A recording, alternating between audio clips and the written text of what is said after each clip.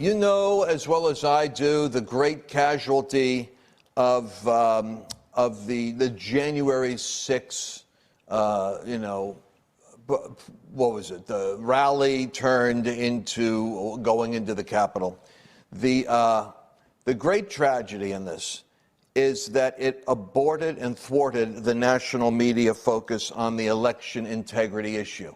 And of course, the classic groupthink and totalitarian line is you can't deny that Biden won fair and square and that the American people all voted, and therefore all of this talk about election fraud and anomalies in Atlanta and in Philadelphia and in Pittsburgh and Milwaukee and Madison, Wisconsin, and in Arizona. In other words, all of that is nothing but like almost QAnon fiction that leads people to do dangerous things.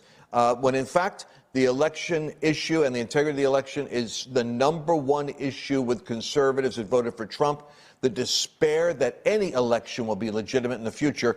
And so nobody's talking about it. And then you've got lawsuits that are coming at you from the different software and hardware vendors. It's like, we'll teach you to go into this territory.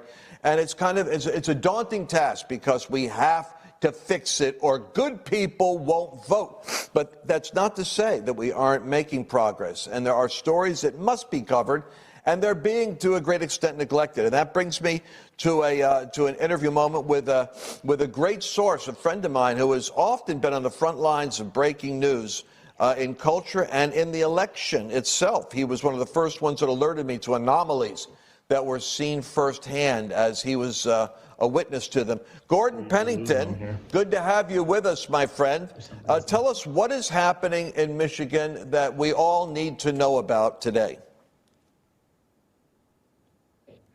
Thanks, Lance. And to your point that this is one of the most urgent issues in our country today, it is not a partisan issue.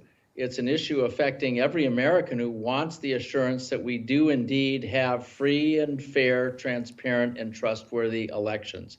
That's essential to the democracy that we hold sacred. And if we don't have that, and we don't have confidence across the political spectrum, then there's a gnawing feeling amongst people. A recent poll, as you know, a Rasmussen poll that came out a couple of weeks ago, indicated that at least 30% of Democrats, as well as a much larger number of Republicans, feel that there was something amiss in the elections. However, the problem that everybody has been discussing is why, amongst the more than 63 cases that were presented in 7 states, were they not accepted? And of course, we know that was because of standing, that was because of the way the evidence was presented, but that wasn't because the evidence had been examined. And that's the point here. The evidence requires a deeper and more specific examination, a forensic level of examination. Now, here in Michigan, and I'm speaking to you from snowy Michigan today, Secretary of State Jocelyn Benson recently conducted what was described as a forensic audit, but it was a recount. It wasn't forensic at all. So this has been misrepresented, and I think it's worthy of a greater determination of the investigative will of the citizenry as well as the Michigan legislature to go in and look at not only the sworn affidavits, but all of the other details that are increasingly coming to light. So we're on the cusp of many things that it takes time. It's not going to happen overnight. Well, okay, so let's recap this for a second, because I'm seeing writers, conservatives all over the place screwing this thing up, and it's maddening. 63 cases brought before courts, and here's how the left presents it and how we've been taught to parrot it. Hey, this has been brought up in 63 different courts and shot down, Lance. Why don't you just let it drop? Obviously, there's nothing there. But this is 63 cases that were rejected not on the basis of the evidence, but on the basis of standing for an evidentiary trial. So they were rejected on the protocol of having a trial, They weren't rejected over the evidence itself. And you're saying in Michigan, where they said they did a forensic audit, you think of forensic, you think of an autopsy, you think of, doing all these tests to see what the cause of death is. But in fact, recounting ballots that may be fake ballots, duplicate ballots, ballots without a chain of custody is not a forensic audit. It's just recounting what was already put there. It's not going back to test the ballots. What is unique about this case here? Are we looking at chain of custody there? Are we looking at software? What's the focus of this particular case? Both? I mean, what are we focusing on in this case? What is the specific kind of evidence that is being looked at? I'm not certain you're able to hear me, Lance. It seems there's a disruption in the signal right now.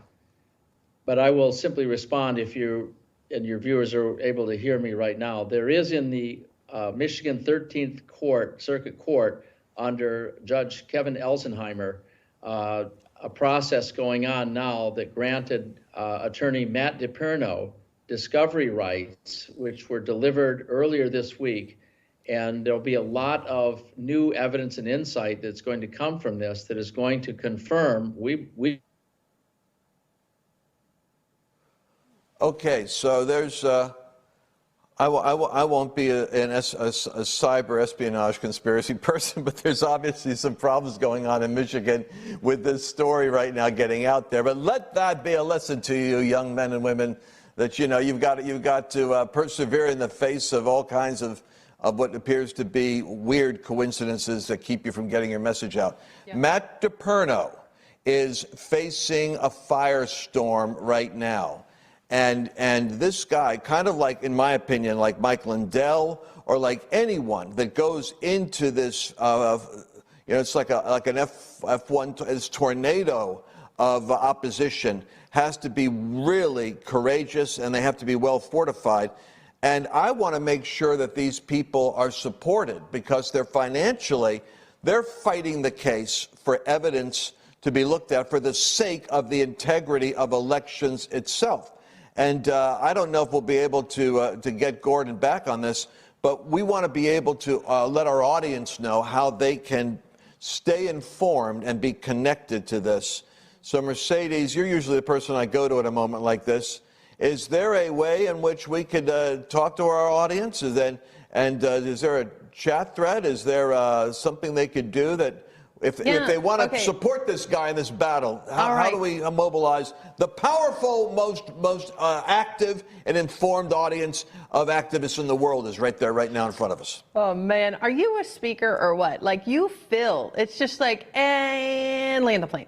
No, but what we could do is I will get from Gordon during one of these breaks, I'll get the contact information for this lawyer so that we can support him.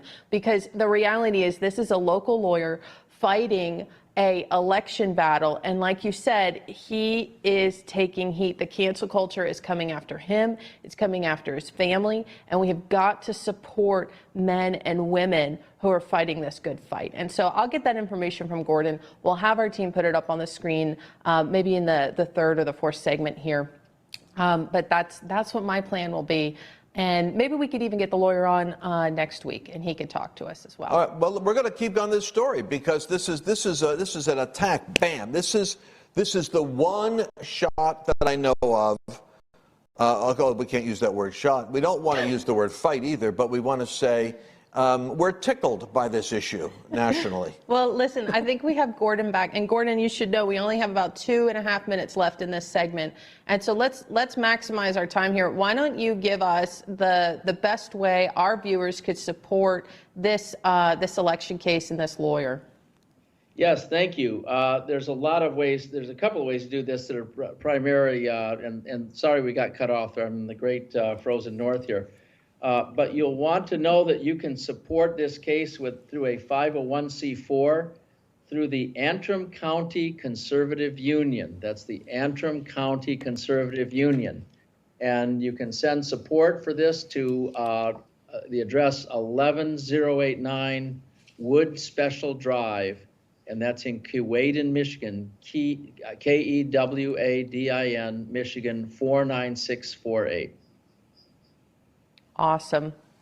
Awesome. Well, Gordon, thank you. Thank you so much for being with us, and hopefully we have you again next week, and you keep us surprised on all the updates related to this case. We have to hear more, brother. We're going to keep I was just saying, this is a great audience we've got out there, and this is what they're all about. And this is actually where we can still make a difference. So I expect a surge of support.